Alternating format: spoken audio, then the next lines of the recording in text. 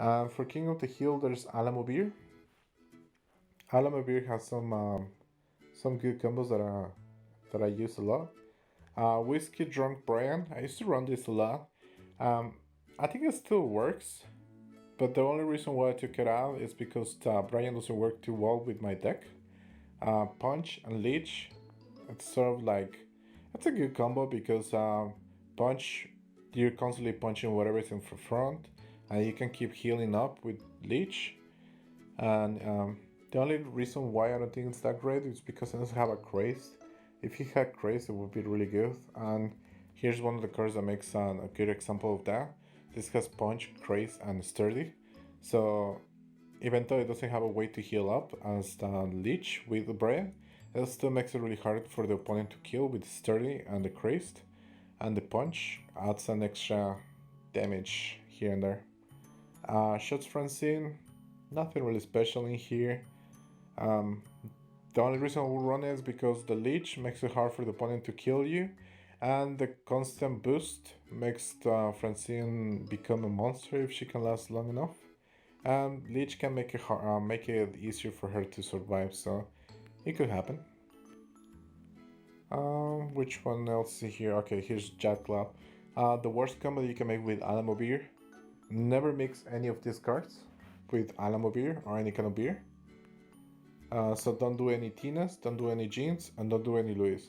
The reason why I'm telling you not to do it is because when you have the arena deck defending, um, or even if you just play auto and your deck is constantly making this deck, I will assure you that you have a high percentage of losing, especially if this is the first combo that the computer makes for you.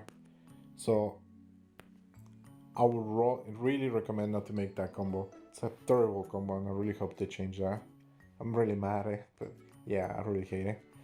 Um, this is all about drunk, and this is actually the old art. I kind of like it that it has the old art. So it's just a high cheer for friendly drunk and a gas. So watch out with this card because this only works with drunk cards. So if you're making a drunk deck, this is really good. If you're making a Bobsburger deck, this might not be too good because it only works with drunk. I use it because I have a drunk deck. Here's the one with Peggy. Heal, nothing special. It's only for King of the Hill cards, and it loses the trade for drunk. So it's probably one of the worst combos that you can make, unless you're running a lot of bunch of King of the Hill decks. I mean cards. So that would make sense. Drunk Fry. Oh wait, Drunk Fry is not one of the ones that I want to look. Drunk Lila. Drunk Lila, really high sturdy. I think this is one of the best examples of cards that can get a little bit annoying if you have Leech because you cannot get through that wall.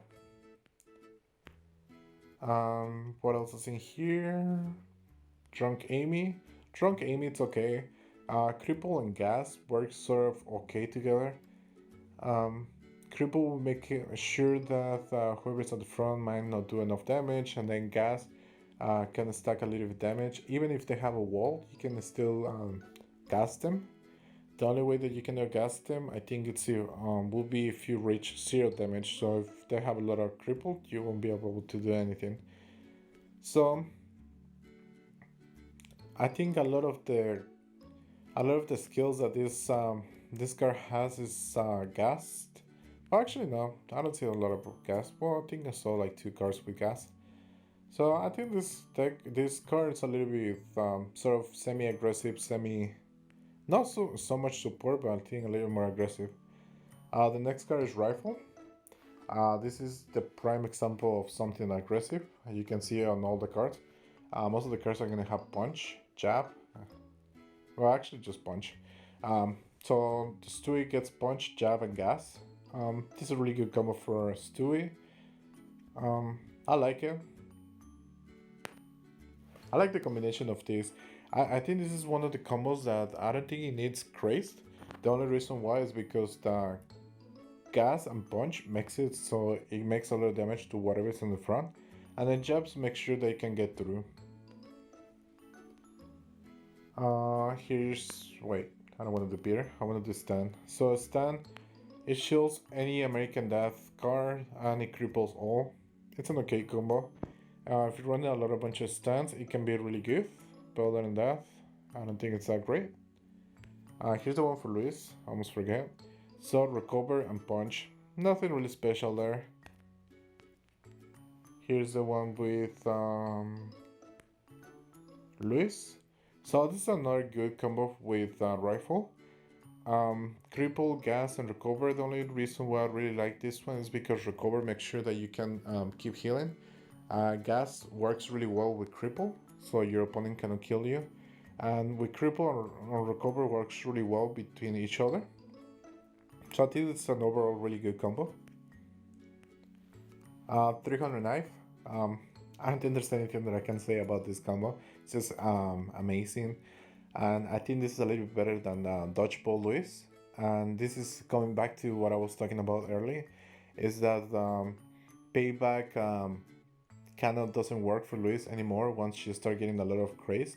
But jab will always work well with Stan, and even if they play a quad pre-combo card, the jab will make sure that you can still get through that wall. So the next card over here will be Paddling Peggy. I think a lot of people know about Paddling Peggy. That's a really good combo. It gives Punch, Crazed. Because it only has 2 skills, it can scale really good. And it can be really aggressive. You need to watch out if your opponent plays this combo. That would be a combo that I would recommend if you're playing King of the Hill cards.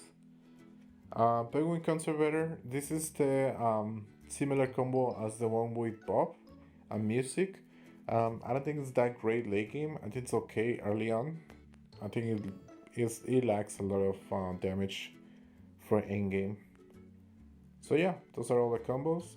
Again, if you're looking for a card that wants to be aggressive, I'll recommend running a couple of rifles.